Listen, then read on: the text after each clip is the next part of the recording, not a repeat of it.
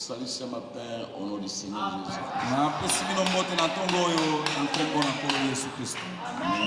Nous allons prendre les Écritures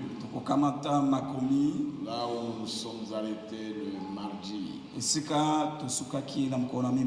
Nous allons lire Exode 15, versets 22 à 25.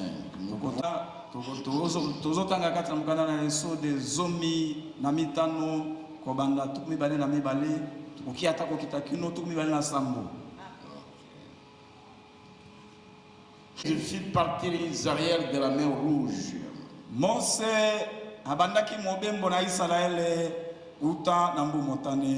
Ils prirent la direction du désert de Shur.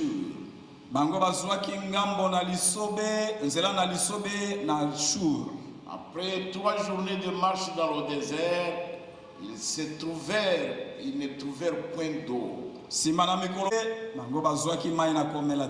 Ils arrivèrent à Mara, mais ils ne purent pas boire l'eau de Mara parce qu'elle était amère.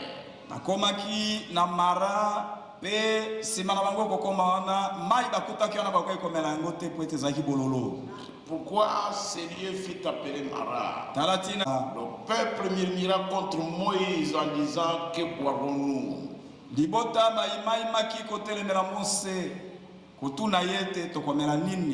Moïse cria à l'Éternel. L'Éternel lui indiqua un bois qu'il jeta dans l'eau, et l'eau devint douce. Ce fut là que l'Éternel donna au peuple des lois et des ordonnances, et ce fut là qu'il l'a mis à l'épreuve.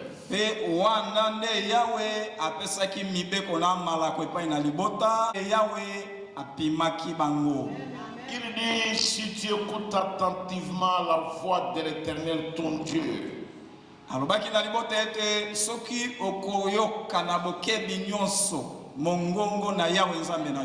si tu fais ce qui est droit à ses yeux, si tu prêtes l'oreille à ses commandements, et si tu observes toutes ces lois, je ne te frapperai d'aucune des maladies dont j'ai frappé les Égyptiens, car je suis l'Éternel qui te guérit.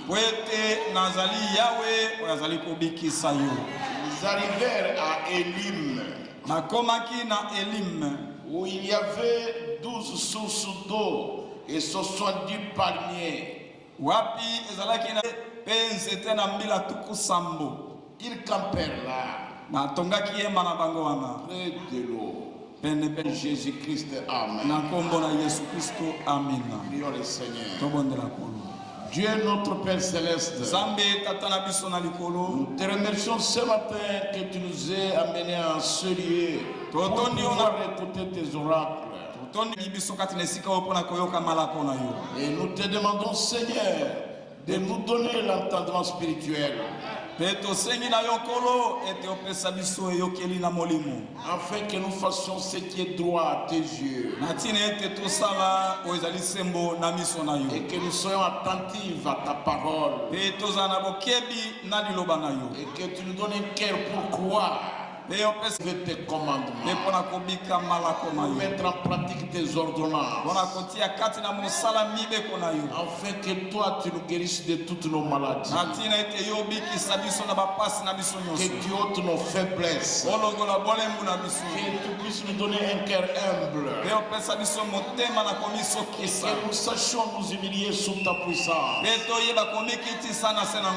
pour ta gloire à toi, Seigneur. Bénis tous tes serviteurs, bénis notre pasteur, et bénis tes filles et tes fils, bénis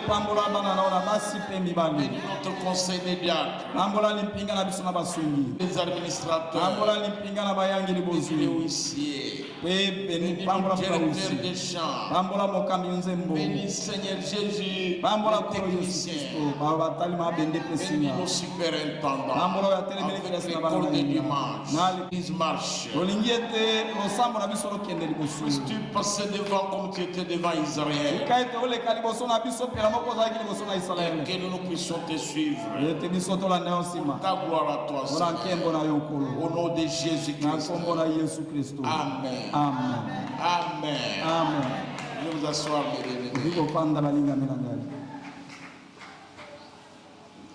ce matin, quitter la mer Rouge et continuer le voyage. Nous avons vu comment Dieu les a délivrés là-bas. Et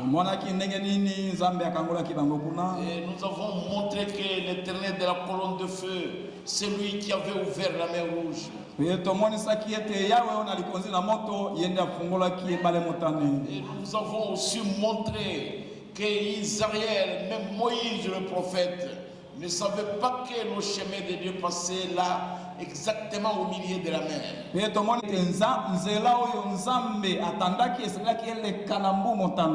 Il y avait déjà un chemin tracé. Il n'y a que Dieu seul qui connaît le chemin. Toi et moi, nous ne connaissons pas le chemin. Il n'y a que Dieu seul qui connaît ce qui est devant nous. Lui connaît l'avenir. Personne, parce que Dieu voit au-delà. À moins que Dieu vous ouvre les yeux pour voir au-delà du rideau du temps.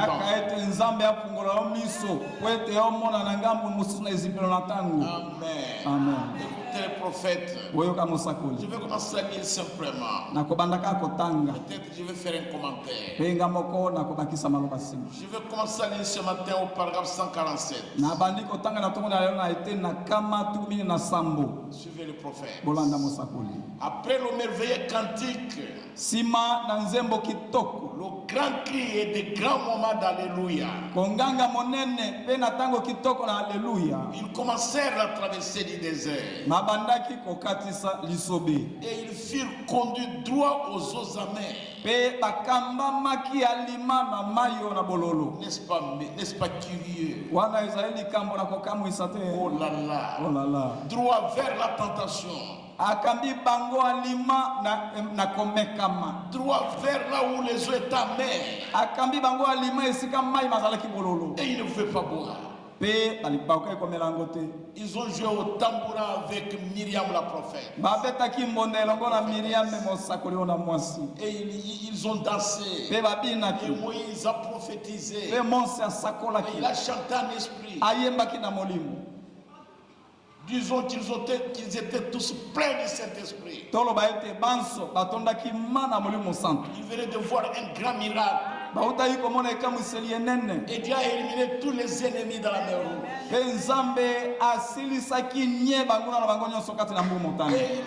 Et il semblait que devant il n'aurait plus aucune difficulté. Parce que Dieu était devant eux. Moïse a vu exactement que Dieu était avec lui. Et ils ont dansé. Et ils ont chanté. Mais quand ils ont commencé à traverser le désert,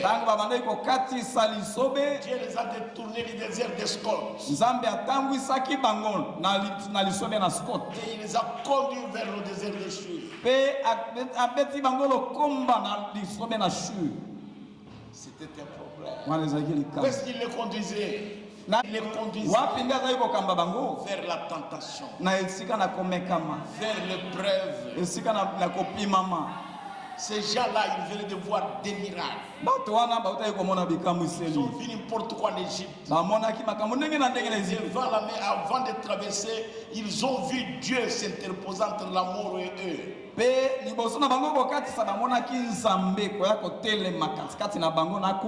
Et puis ils ont vu Dieu fendre la mer rouge. Et quand ils traversaient, il y avait la poussière qui s'élevait au milieu d'eux. Quelle gloire! Et ils sont arrivés de l'autre côté. Ils ont vu Dieu refermer la mer. Et ils ont vu Pharaon, ses chars, ses cavaliers flotter au-dessus de la mer. Et ils ont vu tout cela. Et alors ils sont en train d'esprit. Tous ils étaient en esprit. Ils étaient pleins de joie. Dans son esprit. Mais Dieu dit attendez. Et il les a conduits tout droit vers la tentation. Il y a beaucoup de chrétiens. Examinez bien votre vie. Après une bénédiction, regardez ce qui va suivre après. Après la joie dans le foyer, regardez ce qui arrivera. Et parfois, tous nous les Africains, nous pensons à la sorcellerie. Mais ça peut être Dieu. Parce que Dieu, il veut voir votre réaction. Il veut voir quel est le degré de votre foi.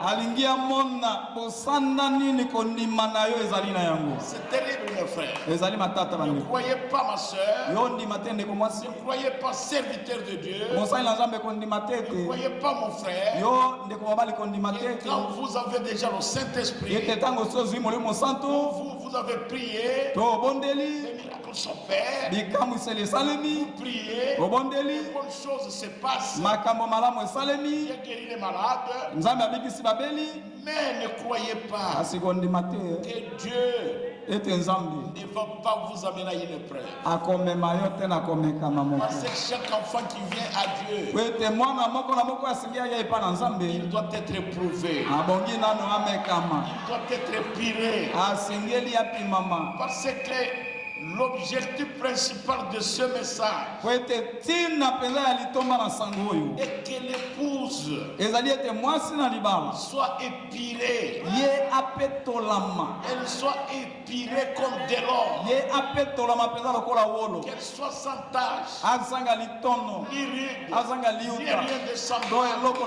Que l'épouse puisse refléter l'image du Seigneur Jésus. Nous ne sommes pas venus ici pour imiter quelqu'un. Jamais. Nous ne sommes pas venus ici pour montrer notre grandeur. Nous ne sommes pas venus ici pour être des fanatiques. Nous sommes venus ici pour refléter l'image de Jésus. Et ceux qui ont compris ça disent Amen. Je ne suis pas venu ici. Quand j'ai cru, je ne savais pas que je vais être pasteur, prédicateur. Je ne pouvais même pas l'être. Si ni t'étais la grâce de Dieu. Parce que moi-même, j'enseignais aux enfants que Dieu n'existe pas. C'est ce qui m'a fait quitter l'université. Ça m'a fait quitter l'enseignement. Moi,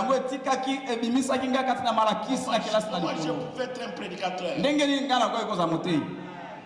Je ne pouvais pas l'être. Peut-être toi aussi tu ne pouvais pas l'être. Tant mosusu yo pe okai kozala yango te. Il y a des gens qui ont mieux vécu que moi. Eza na bato babika malamu mingi koleka ngai. Mais Dieu ne les a pas appelés. Kasi Nzambe abianga bango te. Et même parmi les gens que Dieu a appelés, Pe ata kati na bato Nzambe abianga bango. il y a des gens qui ont bien vécu que moi. Eza na bato Je peux devenir un prédicateur. ko ndenge nini ngalo ke koma motei. C'est la grâce de Dieu. Ezali ngolu Nzambe. Et nous sommes ici Pe tozali awa. par la grâce Nazana ngolu. pour refléter Jésus. Mpona kotalisa Yesu. Dieu Nzambe les a conduits droit akamba bango vers alima. les eaux amères, Na mai bololo. vers la tentation. Na momekano. Et il ne veut pas boire. Pe bakoki komela mai te. Il n'avait rien à manger. Bazalaki na eloko na kolia Et te. rien à manger. Eloko na Et kolia les te. eaux étaient amères. Pe mai mazalaki bololo. Regardez ces eaux de Mara. Tala mai wana na mara. Ces eaux amères Mai wana na bololo. étaient juste sur le chemin de Dieu. Yango ezalaki wana kaka na nzela na Nzambe. Là où il conduisait ses enfants. Esika ye Nzambe azali kokamba bana na N'est-ce ye. pas curieux? Wana ezali likambo na kokamwa Il te. semble que Dieu aurait pu éviter cela. E komona kotambwisa yango liboso na bango. Mais Kasi il le conduisit droit à cette eau-là. akambaki bango alima na mai wana. Parfois, c'est Dieu qui vous a conduit là-bas. Tango mosusu Nzambe nde akambi yo kuna. Vous priez, Obondeli. priez, Obondeli. rien ne change. Eloko ebongwana te. Vous essayez, Omeki. rien ne change. Eloko ebongwana Et te. parfois, en tant qu'homme, Tango mosusu lokola moto. nos pensées deviennent négatives. Makanisi na Tu fais ça. ezali Nzambe nde asalaka bomo.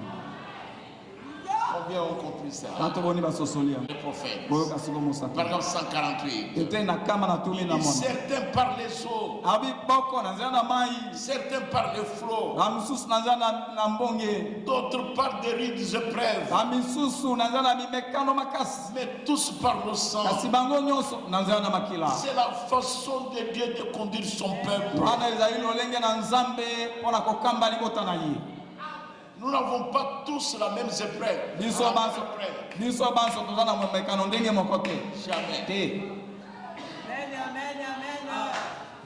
L'épreuve que j'ai, Momekano nga naza nango. toi peut-être tu ne l'as pas. Yo ntango mosusu oza na yango te. Nous ne sommes pas tous tentés de la même manière. Biso banso tomekami na ndenge moko te. Non, Te. ce n'est pas possible. Ekoka bongo te. Mais nous tous, Kasi biso banso. ce qui nous sauve, Oyo ekobikisa ce biso. qui fait que nous ressuscitons, Oyo ekosala ete tolonga. c'est par le sang de Jésus. Ezali na nzela na makila na Yesu. Dieu n'aurait pas pu verser son sang pour nous. Soki Nzambe akokaki kosopa makila na ye te mpo na biso, Qui de nous devrait se taper la poitrine? nani kati na biso akokaki kotuta tolo e? Peut-être dans ta vie, tu n'avais pas bu.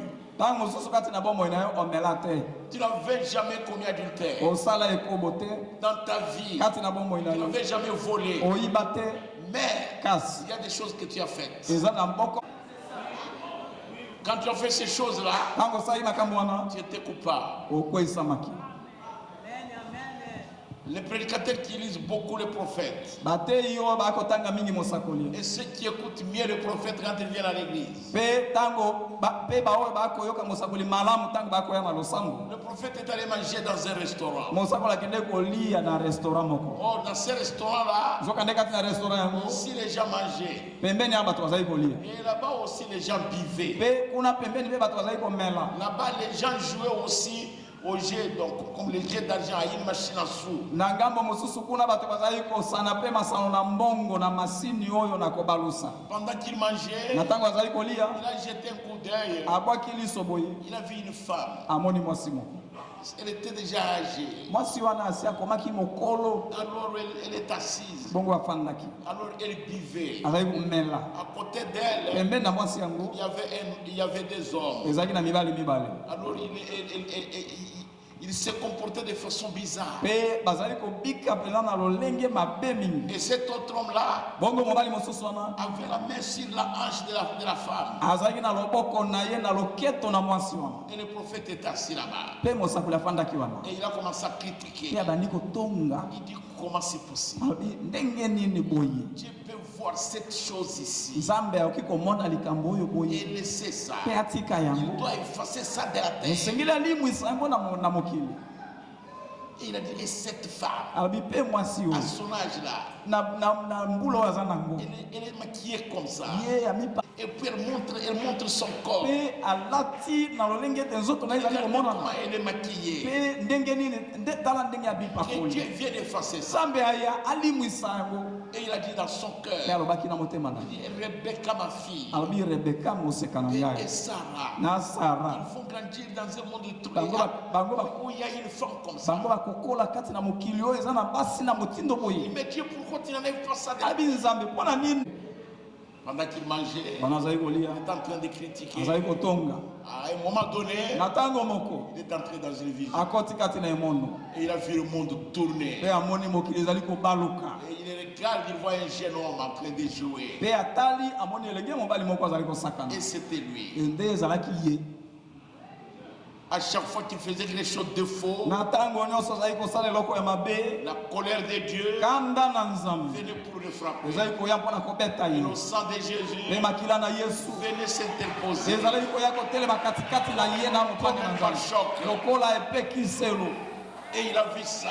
Pe amonaki Ça yango. tournait. Ezali Et kobaluka. puis la vision l'a quitté. Pe emono ebimaki. Et quand la vision l'a quitté, Tango emono etikaki ye. ses pensées ont changé. Mabanzo na ye mabongwanaki. Alors il est allé tout droit vers la femme. Bongo akendeki alima epai na mwasi wana. Les gens qui étaient assis là-bas Bato bafandaki wana sont allés dans les toilettes. bakendeki na nzongo. Et il est venu. Pe mosakoli ya Il ye. s'est assis. Afandi pembeni na mwasi La wana. femme lui dit non, Mwasi alobi te. j'ai déjà de la compagnie. Ngai ye nasi nazwi bato naza na bango. Mais toi, tu n'as plus de place ici. Yo oza esu na esika awa te. Le prophète lui dit, s'il vous plaît, madame, Mosakoli alobi kikiliki mwasi oyo.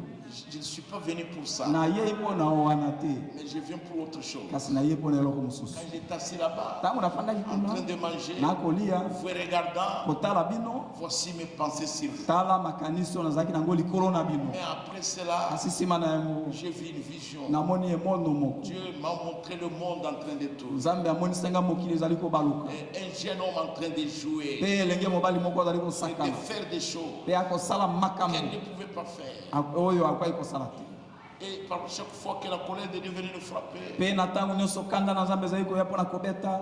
alors le sang de Jésus Bongo makila na Yesu s'interposait. eyaki kotelema Et ce katikati. jeune homme-là, Pe elenge mobali wana c'était moi. nde ngai Je oyo. n'avais pas le droit de te critiquer. Nazalaki esengelaki te natonga yo mwasi oyo. Je suis sauvé Ngai nabikisami par la grâce na ngolu kaka du sang de Jésus. naza na makila na Et Yesu. cette femme lui a dit, Mwasi wana ayebisi moi ye. aussi, Ngai pe j'étais la femme d'un diable. nazalaki mwasi na mosungi. Après la mort de mon Nsima mari, nakufa na mobali na ngai. alors j'ai eu de la mauvaise compagnie. Bongo nakanganaki na baninga mabe. C'est ainsi que j'ai commencé à boire Na boye nde na bandaki komela et à faire des choses. pe kosala Et makambo. je suis devenu une Pe prostituée. nakomi mwasi ndumba. Est-ce que vous pensez Yokanisi qu'il y a penza encore une chance pour moi? eteli bakulu lisusu malamu ekoki kozala mpo na ngai. Le prophète lui a dit, Mosakoli ayebisi ye. Madame, Mwasi oyo le sang de Jésus makila na Yesu est encore là. ezali nano wana, C'est pour vous. ezali mpo na yo. Et dans ce restaurant-là, Pe kati na restaurant yango le prophète mosakoli a ramené cette femme à Jésus.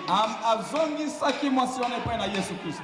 Nous n'avons pas les mêmes épreuves, mon frère. Toza na mimekano ndenge moko te. Non, non, ma soeur. Te ndeko Nous mwasi. avons des épreuves différentes. Toza na mimekano mikesani moko na mosusu. Certains passent par ceci, Boko bakoleka na certains oyo. passent par cela. Bamisusu na ngambo oyo kuna. Et vous voyez quelqu'un comme s'il est bien, E omona moto lokola nde aza malamu. alors qu'il n'est pas bien. Nzoka nde aza malamu Il a te. des épreuves terribles. Wana aza na mimekano makasi. Il a des tentations. Aza na kompimama. Il a des coups sur coups. Pe yango ezali koya moko nsima na mosusu.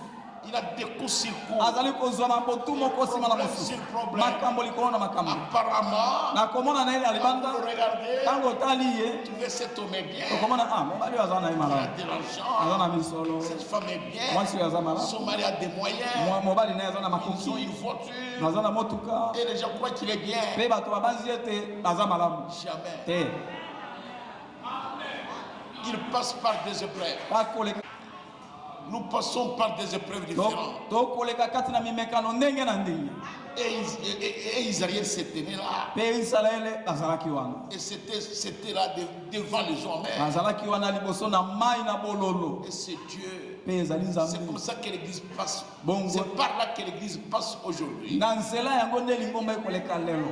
Mais le problème, kasi kambwe parfois vous vous découragez. tango susu yole makamotema Et vous pensez que leo kanisi le ete frère Kabamba, ndiko mbali kabamba il est pasteur, azali mobateli il est bien. azali malamu Vraiment, il est bien. penza azali malamu Son église l'aime. ngomba na yelingi Et ye s'il demande quelque chose, te soki asengi eloko moko l'église va lui donner. ngomba ekopesa ye Maman, ye papa, papa ça ne s'arrête pas là. esuka wana teo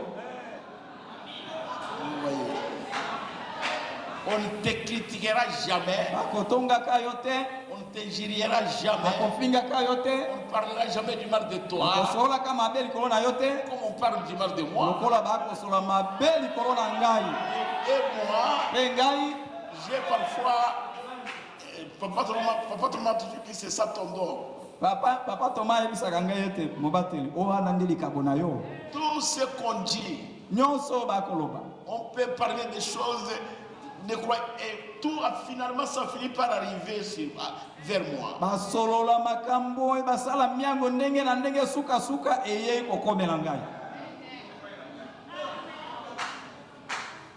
J'ai dit Seigneur, nalobi kolo garde mon cœur, batela motema na ngai que je ne puisse pas haïr ces po gens. ete nayina bato oyo Et j'écoute tout ça. mpe nakoyoka nyonso bakosala J'écoute des complots. nakoyoka balondo Je trouve que c'est normal. namoni ete ezali ebongi bongo Parce que le Seigneur Jésus, po ete kolo le yesu Créateur lui-même, ye mozalisi ye mei il arrive ici, akomi awa il guérit leur enfant. abikisi mwana na bango Un enfant qui était né aveugle. mwana oyo abotamaki mokufi misu Et ils lui ont dit, mpe bayebisi ye donne gloire à Dieu. pesaki yembo epa na nzambe Cet homme-là, mobali wana c'est un pécheur. azali mosumuki Vous avez déjà vu ça. osi omona yango wapi Il arrive ici, akomi awa il est systémort. asekwisi mokufu On dit non, alobi te c'est un Bézéboul. azali kolo na milimu mabe Comment c'est possible? boni boye kasi Il est Bézéboul, mais il a résisté votre enfant. azali kolo na milimu mabe kasi asekwiseli biso mwana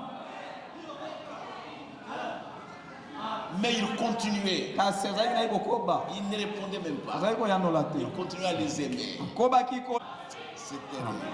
ezali matata Il arrive ici, akomi awa il arrête la perte du sang chez la femme. atelemisi akati makambo na makila na mwasi kotanga Il arrête l'hémorragie. atelemisi kotanga makila Et on dit, mpe balobi c'est un enfant illégitime. azali mwana na makambo Ah, Quelle ingratitude. ozanga matondi nini oyo Et le prophète a dit, ye mosakoli alobi l'âge de la Odyssée, eleko na c'est laodikia un âge de l'ingratitude. ezali eleko na bazangi matondi Et il s'est tenu là-bas. mpe atelemaki wana Et les gens ont commencé à se révolter contre Moïse. mpe bato babandi kotelemela kotombokela mose Et ils ont dit, que pouvons-nous faire maintenant? balobi sikoyo tosala nini sasa hivi Nous avons suivi le Seigneur. biso tolandaki kolo Nous sommes passés par le sang. biso toleki na nzala na makila Nous sommes maintenant séparés. biso tokabwani sikoyo Mais que pouvons-nous faire? nde tosala boni Moïse, tu vois, mose omoni depuis hier que nous avons commencé le voyage, uta lobi ntango tobandaki mobembo nous n'avons pas mangé. tolei te Et il n'y a même pas d'eau à boire. mpe ata mai na komela pamba Nous allons ezali bientôt te succomber, Moïse. Bon, biso oyo kosila na biso oyo te Et le prophète, mpe mosakoli suivez le prophète. bolanda mosakoli Je suis auparavant 150. nakomi na te na kama Restez tranquille. fandani kimia Il connaissait la manière d'agir de Dieu. mpe ososola lolenge na nzambe kosala Serviteur de Dieu, mosali na nzambe fille de Dieu, mwana mwasi na Fils nzambe de Dieu. mwana mobali na nzambe vous aurez des problèmes. okozala makambo Tant que nous sommes sur la terre, ntango nyonso tokozala na mokili boye makambo makosala mais kasi restez tranquille. banda na yo nye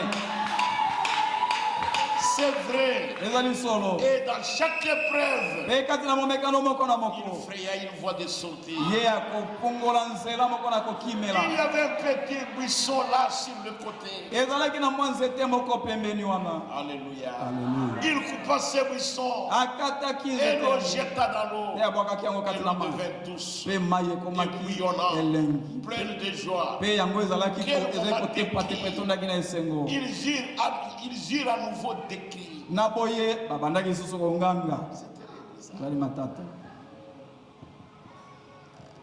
Ils ont critiqué, vous voyez. batongi yabi omoni Nous avons la vérité, c'est vrai. toza na solo tondimi yango Mais kasi ça ne va pas. ekokate Le pasteur aussi. On va te Vous voyez le ce que les diacres font. tala badiaka Les bakosala na administrateurs, on a déjà dit, ils n'écoutent pas. bangeli bozwi tosi toyebisaki bango kasi bayoka te Cette sœur-là, vous voyez, ndeko mwasi wana omoni et parfois, mbala mingi ça vous décourage. elembisa yo motema Ne découragez pas. kolemba motema te Allez de l'avant. koba na yo liboso Restez tranquille.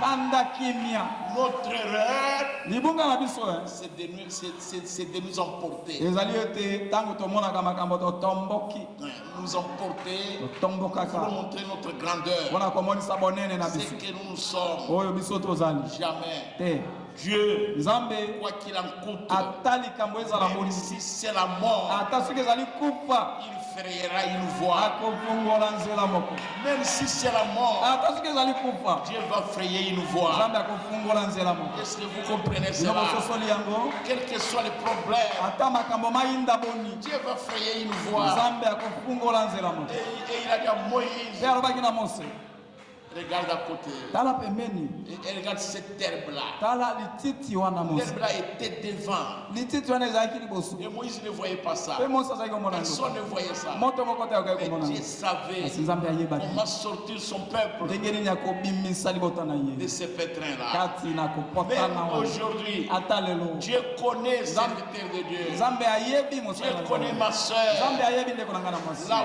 voie nzela par laquelle oyo il peut te faire échapper. akoki kolekisa yo kotangwisa yo na yango Il sait que c'est lui qui t'a sauvé. ye nde abikisa C'est yo lui qui t'a appelé. ye nde abianga yo Dieu nzambe ne peut pas commencer avec moi ici. akoki kobanda na ngai awa te Avant d'arriver ici, te kosala kokóma awa il s'arrête ici au milieu. atelemi awa na katikati Dieu n'échouera jamais. nzambe akokweyaka atambala moko te Il y a une chose que Dieu ne peut pas faire. eza na eloko moko nzambe akoka kosala te Il ne peut pas ete échouer. akoki kokweya te Il ne peut pas arriver.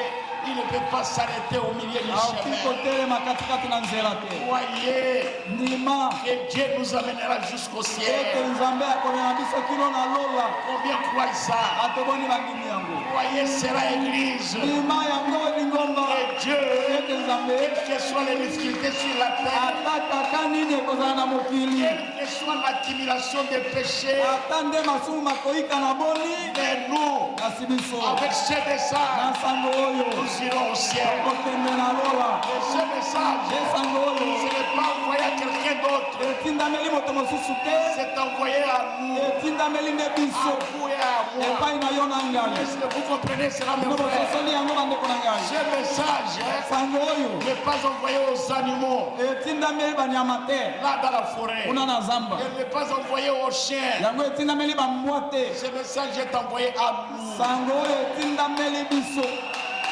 Qui croit qu'il est un enfant de Dieu, nani oyo andimi ete azali mwana na nzambe un prédestiné de Dieu. oyo apona mauta kala na nzambe Nous étions dans les reins de Dieu biso tozali kati na loketo na nzambe avant de venir sur la terre. liboso na koya na mokili Quel que soit ce qui se passe sur la terre, ata nde makambo nini ekoleka na mokili même si nous allons y tomber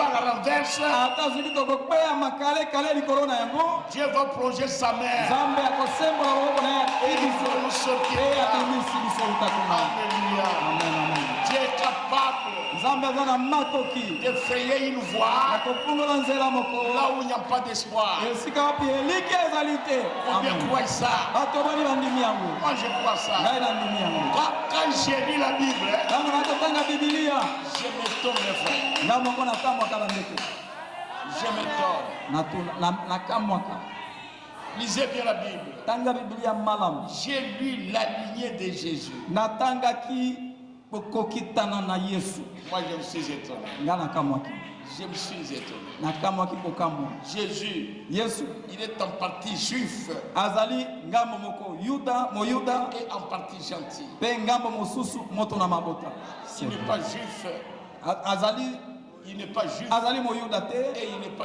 il n'est pas azali mpe moto na mabota mpe il te est Dieu. azali nzambe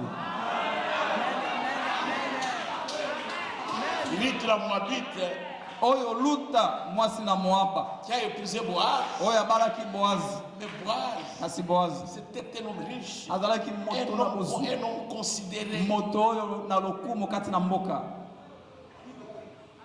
Mais c'était terrible. ezali matata. Mais elle était une Moabite.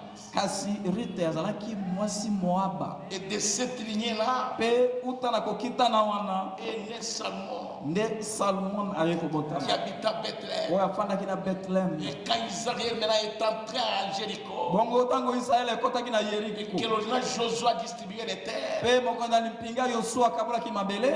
mais cette partie-là, Kasi eteni wana na on mabele. a donné à la tribu de Juda. Apesaki yango na libota na Yuda. C'est là où est né Boaz. Pe kuna na libota wana nde Boazi akotama. Et c'était Boaz qui a épousé Ruth, Pe Boazi aye kobala Luta la Moabite. oyo omoseka na Moaba. Et de cette lignée-là, Pe uta na kokita na wana est né Salomon. Salomon aye kobota. Et Rahab, la prostituée, E Rahaba oyo mwasi ndumba elle est venue aye jusqu'à Bethléem. kino na Bethlehem. Et Salomon l'a épousé. Pe Salomon abali ye. Et de cette lignée-là, Pe uta na kokita na wana est né Isaïe, nde Isai aye kobota. le père de David. Tata na David. Et de cette Pe lignée-là uta na kokita na wana est sorti Joseph nde Yosefe aye kobota et Marie. na Maria. Et de cette lignée-là Pe uta na kokita na yango est né Jésus. Yesu aye kobotama. Le général Salomon, Oyo mokonzi alipinga Salomon qui était à Bethléem, ozalaki na Bethlehem. pouvait épouser n'importe quelle jeune fille vierge à Israël. Okai kobala moseka nini ngondo kati na Israel. Mais il a épousé cette prostituée-là Kasi ayeka kobala mwasi ndumba wana qui venait de là. oyo azalaki wana. Et j'ai dit, Seigneur, Pe nalobi kolo quelle grâce ngolo nini cette femme avait trouvé. mwasi oyo azwaki ngolo motindo nini kolo Jusqu'aujourd'hui, kino lelo la Bible l'appelle prostituée. Bibilia ekobenga ye mwasi ndumba. Et jusqu'aujourd'hui, Pe kino la lelo Bible l'appelle Ruth, Bibilia ekobenga Luta une Moabite. moseka na Moaba. Alors qu'Israël, Nzoka nde dans les Israel lois, kati na mibeko Dieu avait dit à Moïse, Nzambe alobaki na Mose ne toucherai pas. bokomama atambala moko te.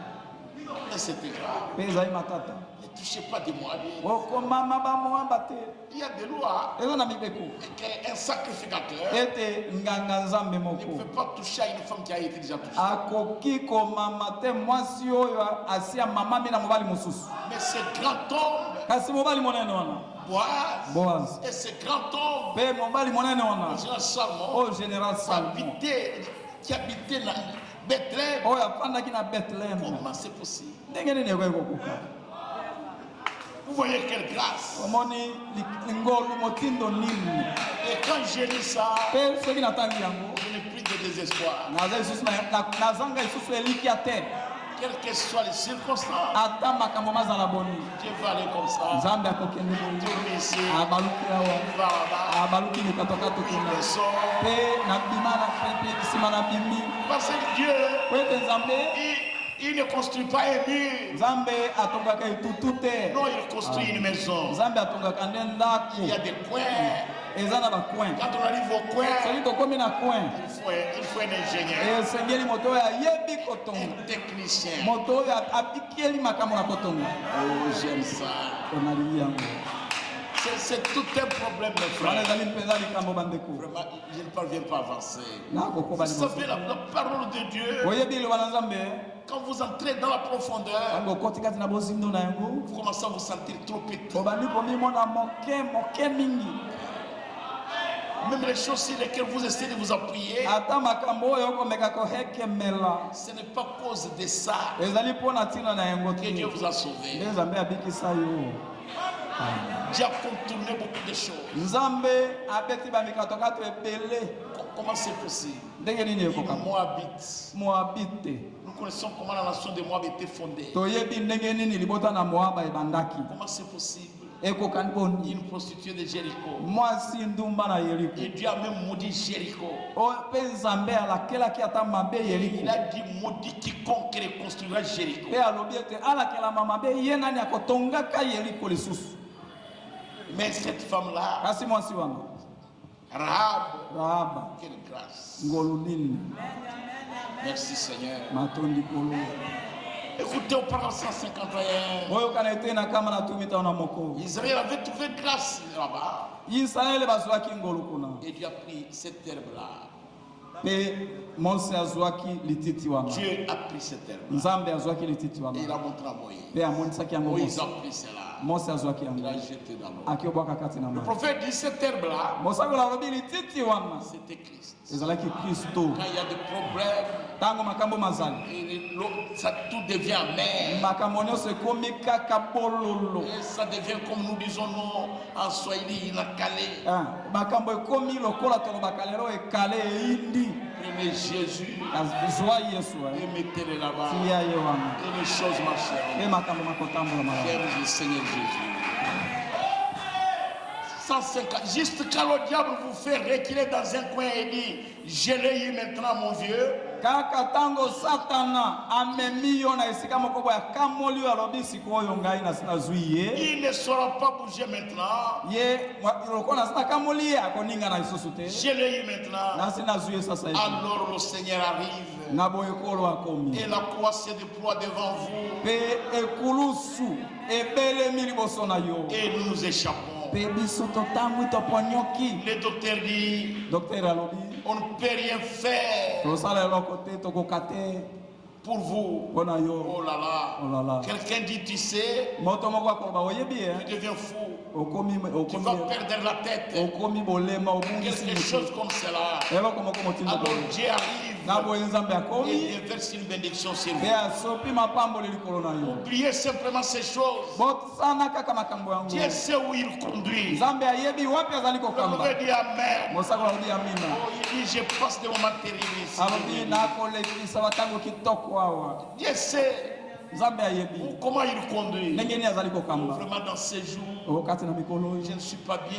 ozali malamu te Regardez ce qui m'arrive. tala oyo ezali kokomela ngai Mes frères, kasi ndeko na ngai parfois, ntango mosusu je ne dors pas bien. nalala malamu te Quand je réveille ma femme à 4 h du matin, soki nalamusi mwasi na ngai na ngonga mine na ntongo j'ai dit prions. nalobi tobondela Nous prions. tobondela Puis j'ai dit ma chère, mpe nalobi makwela na ngai prie pour moi. yaka bondela mpo na ngai Je dois aller à Péniel. nasengi nakende peniel Je vais aller à Goshen. naokende na goseni Tu vas aller là-bas? abi okokende kuna Moi, je vais aller. abi nakokende kuna Il dit, toi, tu n'as même pas pitié de ton corps. abi yo oyokela ta nzoto na omawa te Je lui dis, ma chère, yabisi ye je nakwela na sais ngai comment conduire les choses. nzambe ayebi ndenge na kokamba makambo Je suis un conducteur. nazali mokambi Si je reste ici, soki natikali awa je suis le lit nalali na mbetu et tout le monde saura que je suis malade. moto nyonso akoyeba ete paster abeli Ce n'est pas le moment. eza ntango yango te Tout le monde viendra ici. moto nyonso akolia Je ne me reposerai pas. nakopema te Laisse-moi y aller. tikanga nakende Je crois que tant là-bas, nabanzi ete ntango nakozala kuna Dieu va me guérir. nzambe akobikisa ngai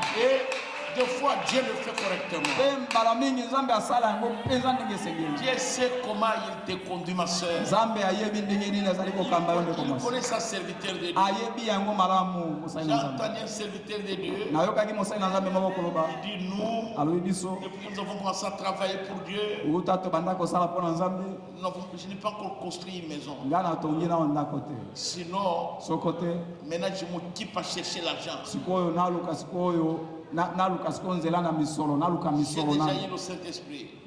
nasi nazwi molimo santo Je fais ça, nakosala oyo ça échoue, ça échoue. elongama te Je vais ici, nakei awa ça échoue. elongama te Mais vous voyez, kasi omoni celui-là, oyo wana il fait ceci, asali il est boyi riche. mpe alongi Puis il change de voiture. mpe abongoli motuka Vous pensez que si quelqu'un change de voiture, yo okanisi ete soki moto abongoli mituka il n'a pas de preuve. azangi mimekano nde Celui qui change de voiture, oyo akobongola mituka celui wana qui change de costume, oyo akobongola bakanzaka chaque jour il est en costume. mokolo aza kati na kanzaka kaka Il n'a pas de preuve. yo okanisi ete azangi mimekano C'est terrible ça. Comment un chrétien peut réfléchir comme ça? ndenge nini mokristo akoki kozala na mabanzo motindo boye Si je construis sa maison, soki natongi bandako kama moko tout ça ce sont mes maisons. nyonso oyo ezali bandako na ngai Je n'ai pas de preuve. nazangi nde mimekano solo Moi je ne comprends pas. nga nasosola te C'est quelle imagination ça? oyo lolenge nini na C'est quel lobanzo genre de chrétien ça? lolenge nini na mokristo boye Qu'est-ce que vous pouvez faire sur la terre sans épreuve? eloko nini okoki kosala na mokili oyo na bato na kozangaka mimekano Il n'y aura pas. eza te Peut-être vous n'en avez pas. ntango mosusu yo oza nango te Mais moi j'en ai autant. kasi ngai naza nango meke. Il n'y a que vous. Kaka yo Vous faites des choses. osali makambo Vous réussissez. olongi Et puis il n'y a pas de preuve. pe bomekano te. Moi, je ne sais pas. Vous avez un monde à part. Ngai nayebi te okobika naona mokili mosusu. Et Dieu sait comment il conduit. Pe mosakoli alobi nzambe ayebi ndenge nini azali kokamba. Et il dit lui-même, je passe des moments formidables ici, je vous le dis. Pe mosakoli alobi nakolekisa ntango kitoko awa nayebisi. Des moments formidables, c'est-à-dire des moments difficiles. Abi ndenge natelemi liboso na bino nakolekisa batango makasi ntango na kaka nalobeli bino. 150. Remarquez, il n'avait rien à manger. Tala na kama na tumi tao na mibale. Azalaki na eloko na kolia te. Le pain de pain qu'ils avaient, il avait terminé. Moi lipa moke bazalaki nango esesilaki. Qu'allons-nous faire maintenant? Sikoyo tokosala nini? Moïse leur dit, Mose ayebisi bango allez tous au lit. bino banso bokende kolala. Jeûnez ce soir. Bokila na pokwa na lelo. Avez-vous, le prophète dit, avez-vous déjà essayé de faire cela? Mosakoli atuni alobi osi omeka kosala yango. C'est bon parfois. Ezali kitoko mbala ntango moko. C'est tout un problème. Wana ezali penza likambo. Les chrétiens du message Bakristo na sango gênent moins. bakokila penza te. Ils gênent moins. Bakokila penza te. Alors que la Bible dit, Zokande Biblia elobi certains esprits boko milimo et certaines maladies na bapasi moko moko ne sortent ebima kaka que par le jeûne na nzela na kokila et la prière. pe na libondo. Vous savez, Oyebi les disciples sont partis. bayekoli bakendeki. C'est Jésus lui-même, le Créateur. Ezali Yesu ye moko mokeli. Il leur dit, Ayebisi bango je vous donne le pouvoir apesi bino bokonzi pour aller chasser les démons, mokende kobengana milimo purifier les lépreux, bopetola bato na mbala guérir les malades, bobikisa babeli ressusciter les morts, bosekwisa bakufi opérer des miracles et des prodiges. bosala bilembo na bikamwisi. C'est Jésus. Ezali Yesu. Et Judas était parmi eux. Pe Yudas Et azalaki il elongo a na donné bango ce pouvoir-là. pe azwaki pe makoki yango Et ils sont allés. pe bakendeki Et ça s'est fait. pe esalemaki. C'était des choses terribles. Ezali makambo somo Ils ont opéré des miracles. basalaki Des bilembo prodiges. na Et ils bikamwisi sont venus. pe Et bayaki ils se bazali réjouissaient. kosepela. Mais en route, Kasi na nzela ils ont rencontré un papa bakutani na papa moko avec son enfant. na mwana na ye. Et cet enfant était épileptique. Mwana yango azalaki na kifafa Et ils sont venus. pe bayei. Il leur dit, Ayebisi bango je vous ai vu là-bas. namonaki bino Vous kuna avez me ressuscité mort. bosekwisaki ata Je mokufi vous ai kuna vu là-bas. namonaki Vous ndino avez kuna purifié beaucoup de lépreux. bopetolaki bato na mbala ebele. Prenez mon enfant, Bozwa mwana nanga oyo guérissez-les. bobikisa ye. Ils se sont mis là-bas à prier. bandiki wana kobondela Toi, démon d'épilepsie. yo molimo abe na kifafa Et tous ils tremblaient. na bango nyonso bazali kolenga Et ils entraient en esprit. nakota kati na molimo Mais le diable était là. kasi satana azalaki wana Pendant qu'il priait, ntango bazali kobondela l'enfant fait une crise. mwana akoya lisusu pasi na kifafa ekoya makasi Et il a piqué encore une crise. asali su kifafa Et il makasi est resté tendu là-bas. pe atikali akauki wana Et le père était là. pe tata na mwana Il azalaki leur wana dit, guérissez mon enfant. ayebisi bango bobikisela ngai mwana.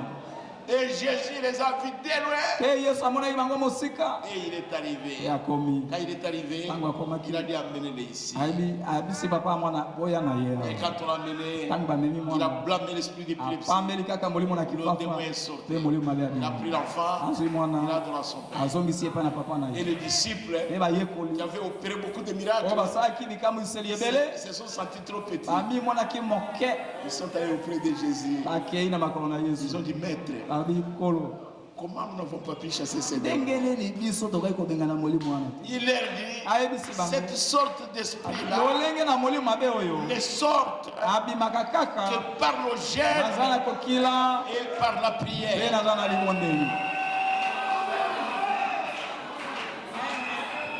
Ça ne peut pas sortir ekoki kobima te que par la prière kaka naza na et libondeli le jeûne. na kokila.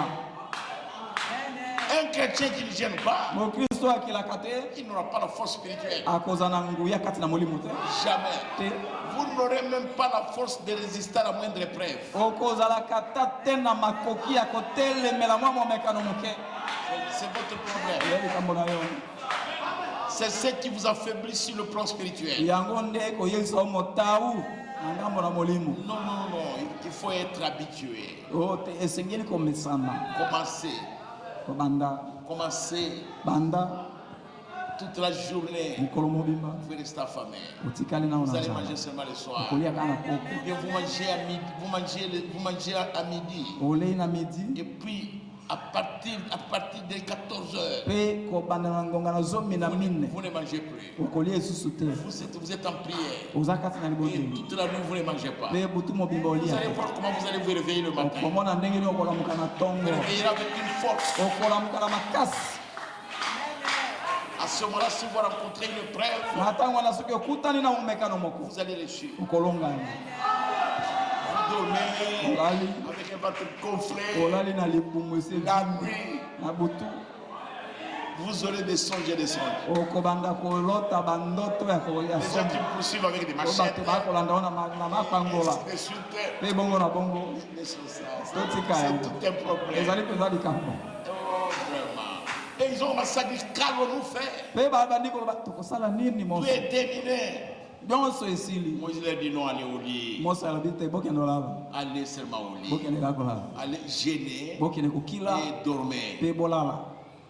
Et le prophète dit c'est bon parfois. Mosako alobi tango mosusu ezalaka pe kitoko. Paragraphe 154. Ete na kama na tomi Et tango. le lendemain matin, Pe lobi yango na tongo. ils sortirent et partout sur le sol, il y avait des petites galettes. Tango balamuki babimi libanda boye bamoni na bambele mobimba bagalete mike mike. Il y avait des petites galettes. Ezali na bagalete ezaki Dieu na avait bagalete. fait pleuvoir du pain des cieux. Nzambe anoki sakili pauta na Et lo. ils en ramassaient. Pe balokota Ils ki. commencèrent à en goûter. Pe babandaki kolia yango. Et puis il est dit dans les Écritures, Eloba mekati na makomi. c'est comme du miel et des galettes. Yango ezalaki lokola nde mafuta na nzoyo esangisami C'est na comme quoi?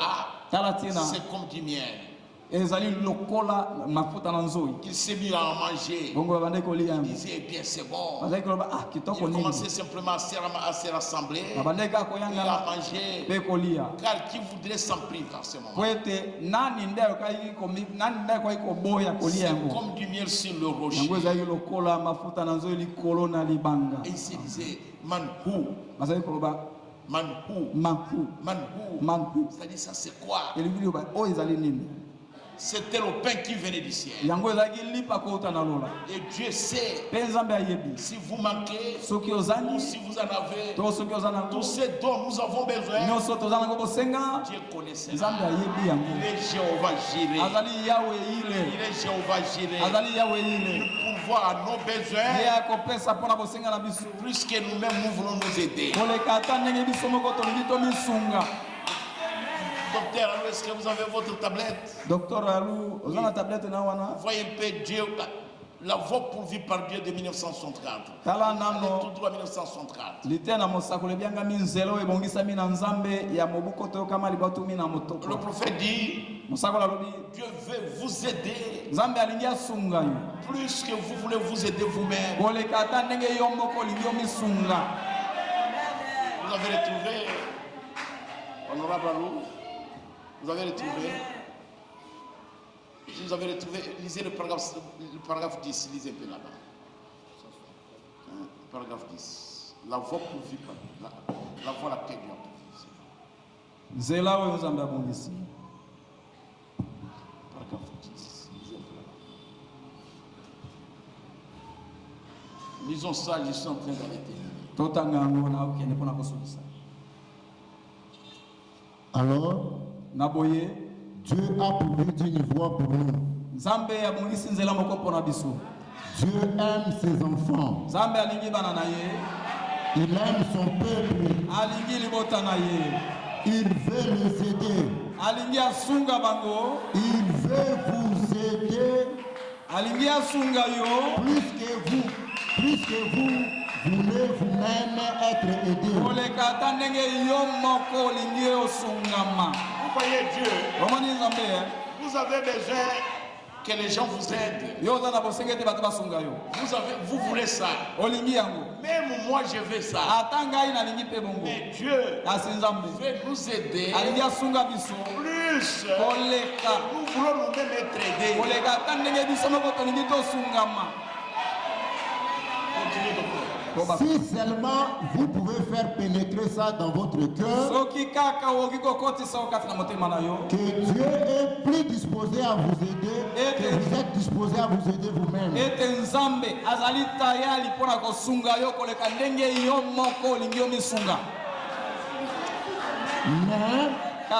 il a une voix, et sa voix est l'unique moyen par lequel il agira.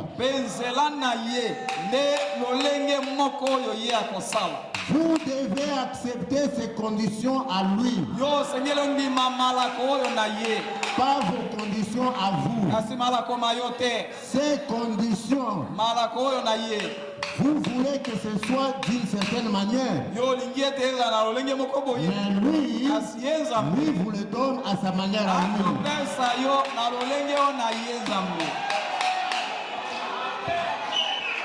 Combien ont compris ça? Comprenez ça, mes frères. Laissez-moi vous dire ceci. Tu peux avoir l'argent dans la poche. Tu veux t'aider. Tu dis mon argent va m'aider. Je vais faire ceci. Je vais faire cela. Et puis après tu t'assois. Tu commences à réfléchir. C'est ton argent. C'est toi-même qui as fait le plan. Tu vas commencer à réfléchir. Non, je ne peux pas dépenser tout cet argent pour ça. Ça, j'ai gardé paix. Ça, j'ai fait ceci. Après, non, ça, j'ai retiré ça. Tu veux t'aider toi-même. Tu as même des moyens. Mais tu commences à réfléchir là-dessus. Il est disposé à t'aider. Il veut t'aider. Plus que tu ne veux t'aider toi-même. Avec tes propres moyens. Mais tu réfléchis trop. Dieu ne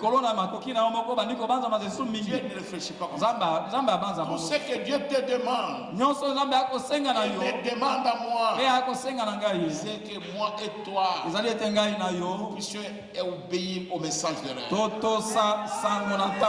Le reste, Dieu va le faire lui-même. Vous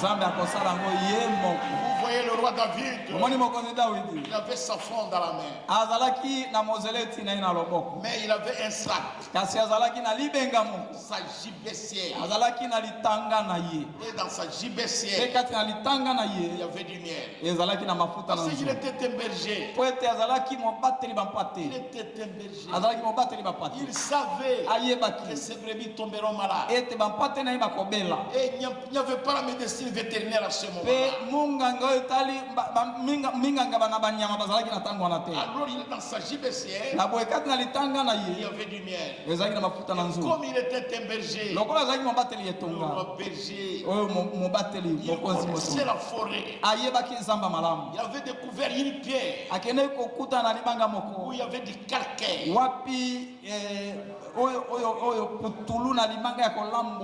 Exactement. Et ce calcaire-là, ça guérissait les maladies des brebis. Alors quand David avançait, quand une brebis qui boite comme ça, il venait avec du miel dans sa gibecière. Il versait sur le rocher parce qu'il y avait du calcaire. Et il s'écartait. Quand la brebis venait, il léchait du miel. C'était sucré. Au même moment, il léchait du calcaire. La maladie de la brebis était terminée. Le prophète dit, j'ai une gibecière ici, plein de miel. Et je prends cette gibecière et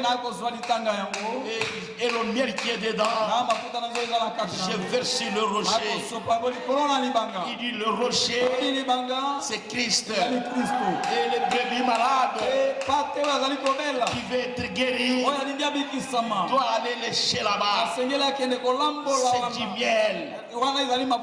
Ce message, il est tellement bon, il est tellement agréable. Et quand nous sommes malades, physiquement et spirituellement, et que nous prenons ce message, nous allons vers Jésus avec ce message dans notre cœur. Je vous dis mon frère, je vous dis ma soeur, je vous dis serviteur de Dieu, Dieu a une voie pour vivre. Israël ne le savait pas. C'est merveilleux, mes frères. C'est merveilleux. Les brebis du Seigneur doivent se contenter de lécher le miel. Et c'est cette parole révélée. Ce message ici, c'est le miel sur le rocher. Et le rocher, c'est Christ. Je termine par le paragraphe 156. Eh bien, j'ai ici ce matin toute une gibecière remplie de miel que je vais mettre sur le rocher.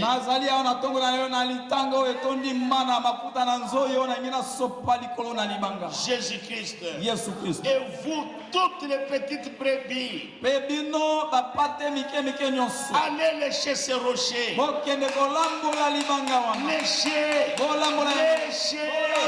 Léchez. Et vous ne manquez pas de vous en tirer. Oui, monsieur.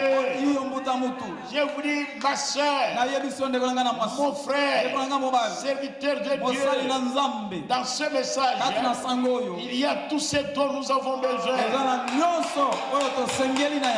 De la terre jusqu'à la gloire. On vient croire cela. On vient croire que Jésus-Christ est le rocher. Moi je crois ça. On vient croire que ce message, c'est le miel sur le rocher. Alors léchez le message. Ne vous écartez pas. Si vous écartez de ce message, vous vous écartez immédiatement du rocher. Je vous l'ai dit ce matin. Si vous dites qu'il reste avec le message, vous ne nous abandonnez pas nous avec le message. Vous abandonnez Jésus, le Sauveur, le Rédempteur, avec son pouvoir de salut. Vous abandonnez votre propre guérison. Vous abandonnez votre propre rédemption. Vous abandonnez votre propre salut.